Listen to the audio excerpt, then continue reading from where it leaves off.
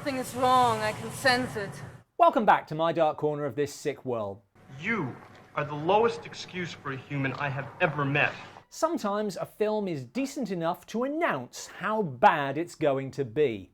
The world had been brought to its knees by the Robot Holocaust.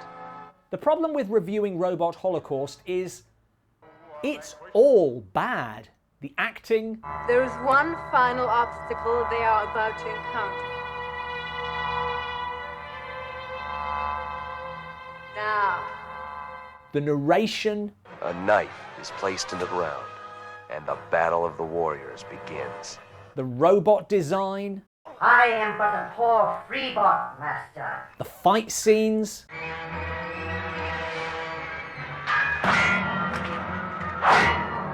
Seriously, the fight scenes. And what I suppose we have to refer to as the plot.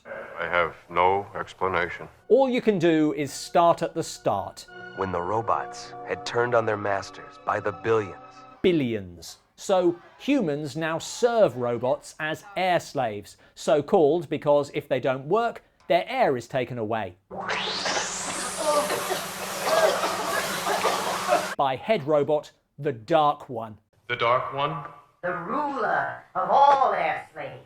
So the humans can't rebel. Plus... There's no use talking. We have no weapons. We can get them. In this grim future, knives just litter the ground. But scientist John has fitted himself and his daughter with breathing apparatus so they are unaffected by the Dark One. And they're keeping it secret. Pretend you were like the others. Father! Do as I say.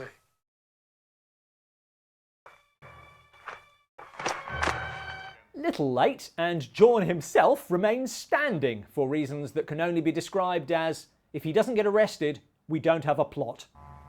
Talk, take him to the room of questions. Daughter Deja sets about his rescue with a ragtag group. I have been sent here by the rebel society from what you call the wastelands. Aided by the tribe of Amazons that every 1980s dystopian sci-fi is contractually obliged to include. He is the last man who ventured into our territory. He has mated with all of us who are ready to conceive. And he has nothing to say about this?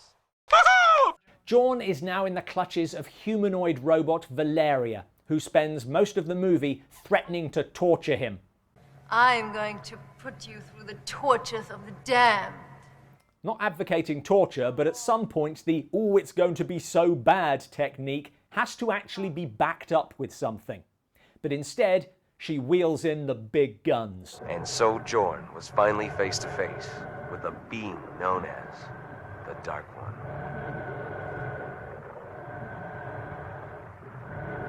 So many emotions. Meanwhile, his daughter and her band are braving the lair of the sock monkeys. Which is easier than it sounds. Stupid clowns! I'm not human! But leads to a still more dangerous place. It is called the Vault of Beasts. Why? Oh, well, I imagine there's a pet shop nearby. The Dark One has set a series of traps to ensnare those who would try to invade his domain. Oh, well, there you go. I would have assumed there were beasts in the Vault of Beasts and maybe a separate Vault of Traps. He's fallen down a hole.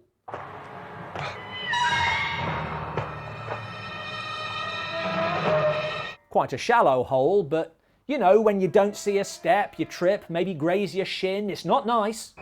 So, they have reached the chamber of despair. Now, it's no accident that they're running into all these hazards. The first thing you ought to do is kill the girl. Do you understand? Yes.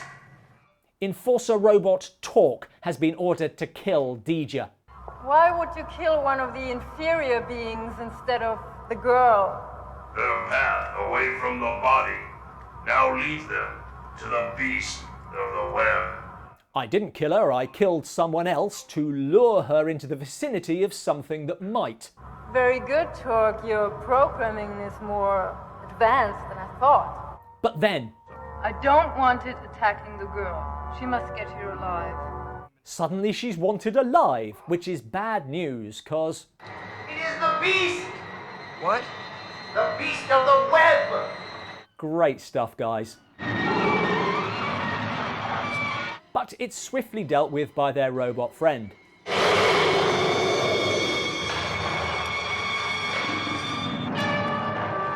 Whose abilities get them past any obstacle. I can adjust my circuitry to achieve a matching level of source input. The gate's electrification will not affect me. Just reverse the polarity of the dilithium crystals. But you'll need more than that to get past the iron wall. Explosives? Did he just say he had explosives? Now they must face the, lest we forget, billions of robots up ahead.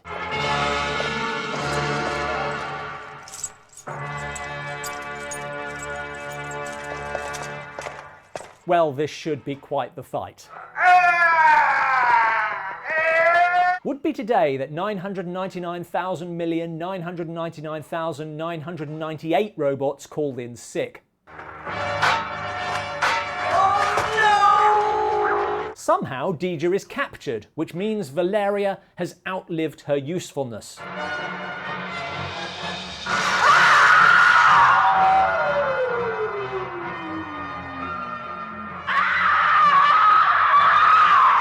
Understandably pissed, she lashes out at her boss.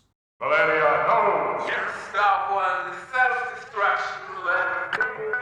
You may think it ridiculous that the all-powerful being controlling Earth has a self-destruct button, but wait till you see how it gets turned off. I have to assume that this was written scene by scene as they were filming, because we haven't even scratched the surface. Early in the film, He speaks to me telepathically. never happens again, because it's inconvenient to have a hero who needs constant translation. But that realization only came after they'd shot the scene, so it remains. What about the rebel society he mentioned? We are organizing an army to destroy the Dark One and his forces at the power station. That would have shortened the story. Never mentioned again. I don't know what you mean. The fact that the Dark One can remove their air at any moment is likewise inconvenient, so... You can breathe the air. And so on. The rules of the world change when they get in the way. Kill him! This one's just a mess. He's right. Why? Because he's a man? Thanks for watching. See all of our 80s action movie reviews here. There are only 5 robots in this film. What other B-movies have premises that their budgets are ill-equipped to deliver on? Let us know in the comments below.